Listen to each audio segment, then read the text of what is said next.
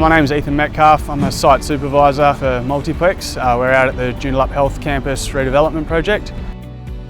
Stage 1B is a 3-level car park at the moment, and there's provisions for 2 future levels. So we're erecting a 70-metre hammerhead tower crane. Set up and dismantle will both take about 2 days each. So the first day is generally setting up the jib and the tower, and then the second day will be lifting the jib into place.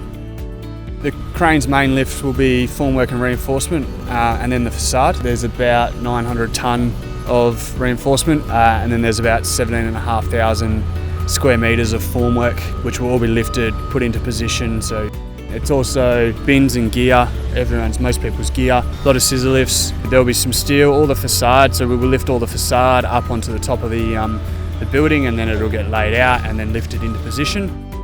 The crane will be running pretty much non-stop from when we've put it in until when we take it out. Wind days are a real killer. When the winds are too high and you can't lift, you notice a real sort of halt to production. It's sort of the heartbeat of the job. There's a lot of stuff you can't do without the cranes.